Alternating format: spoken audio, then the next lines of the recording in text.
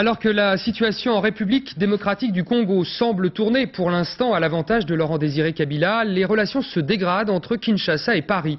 48 heures après l'expulsion de 2 diplomates français qualifiés de suspects par les autorités, nous pouvons révéler que la France s'apprête à prendre des mesures de représailles en demandant le départ de 2 diplomates congolais en poste à Paris. Le point sur la situation avec Éric Monnier.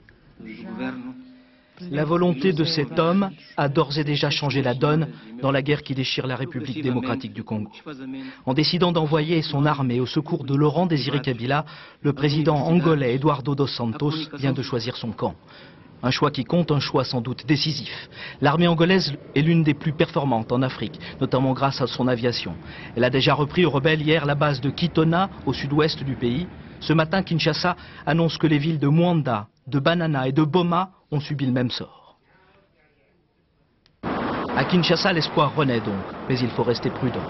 On entendait ce matin des bombardements à une trentaine de kilomètres de la ville, sans qu'il soit possible d'établir s'ils traduisaient une progression de la rébellion ou une contre-offensive des troupes fidèles à Kabila et de ses alliés. À l'est, en revanche, tout semble plus clair. Les rebelles continuent à avancer. Kisangani, la 3e ville du pays, est tombée hier. Désormais, la crise congolaise n'a plus rien d'un conflit régional.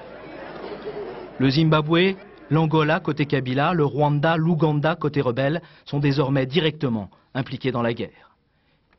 Hier, à Pretoria, lors d'un sommet d'urgence sur la question, Nelson Mandela a appelé à un cessez-le-feu. Mais le représentant de Laurent Désiré Kabila fixe comme tout préalable le retrait du Rwanda et de l'Ouganda de l'ex-Zaïre. Ce matin, les 2 camps continuaient à faire parler les armes.